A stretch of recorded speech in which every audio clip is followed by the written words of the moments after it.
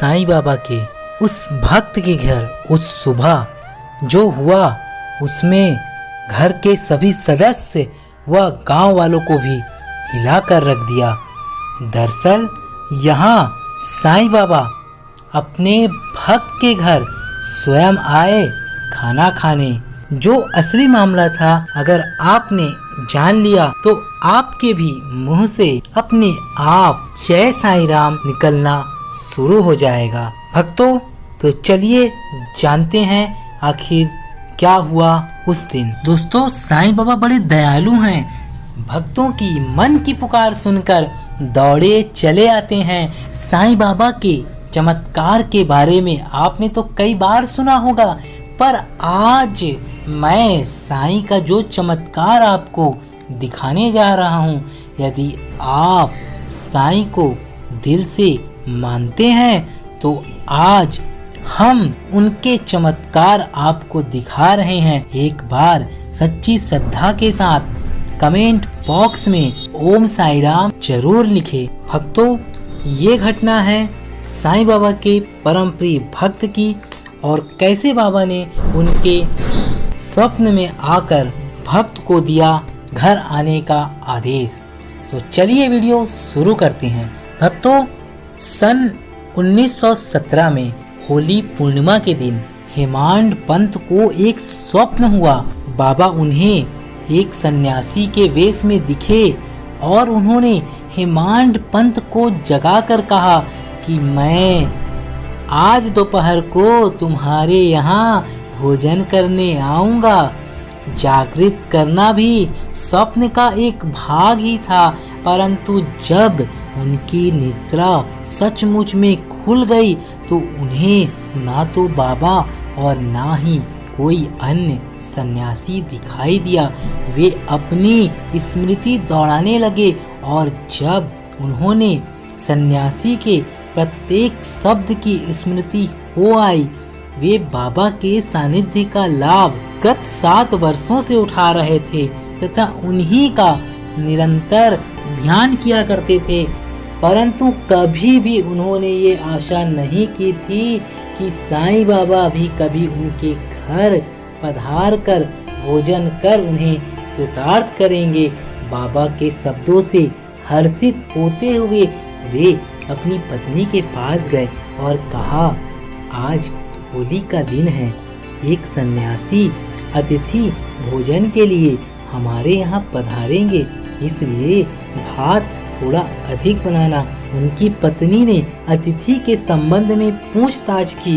अब हेमंत पंत ने वो बात को गुप्त ना रखकर स्वप्न का वृत्तांत सत्य सत्य सभी को बता दिया। तब वे संदेह पूर्वक पूछने लगी कि क्या यह भी कभी संभव है कि वे शिरडी के उत्तम भोजन त्याग कर इतनी दूर बांद्रा में अपना रूखा सूखा भोजन करने को क्यों पधारेंगे।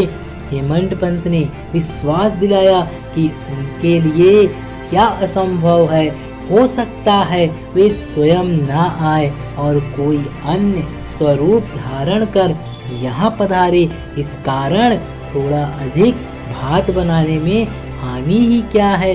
इसके उपरांत भोजन की तैयारियां प्रारंभ हो गई। होलिका पूजन प्रारंभ हो गया और दोनों ओर पत्तलें बिछाकर घर के आंगन में रंगोली डाल दी गई और 2 पंक्तियां बनाई गई और बीच में उस अतिथि मतलब साईं बाबा के लिए स्थान छोड़ दिया गया। घर के सभी सदस्य, दामाद इत्यादि ने अपना अपना स्थान ग्रहण कर लिया और अब भोजन भी चालू हो गया था। जब भोजन चालू हो गया तो प्रत्येक व्यक्ति को उस अतिथि की उत्सुकता पूर्वक राह देख रहे थे। जब शाम हो गया, कोई भी नहीं आया, तब घर का दरवाजा बंद कर अन्न शुद्धि के लिए घृत वितरण हुआ, जो कि भोजन प्रारंभ करने का संकेत है। जब सब कार्य हो गया और खाना खाने के लिए सभी बैठने ही वाले थे, तभी सीढ़ी पर किसी की स्पष्ट आहट आने लगी। हेमंत पंत ने शीघ्र उठकर साकल खोली और 2 व्यक्ति अली मोहम्मद और मौलाना इम्मू मुजावर को द्वार पर खड़े हुए पाया। इन लोगों ने जब देखा कि भोजन परोसा जा चुका है और केवल प्रारंभ करना ही शेष है, तो उन्होंने विनीत भाव में कहा, आपको बड़ी असुविधा हुई, इसके लिए हम क्षमा प्रार्थी हैं। आप अपना थाली छोड़कर दौड़े आए तथा अन्य लोग भी आपकी प्रतीक्षा में हैं, इसलिए आप अपनी यह संपदा संभालिए। और ऐसा कहकर उन्होंने कागज के पत्रों में लिपटा हुआ एक पैकेट निकालकर उन्हें दे दिया।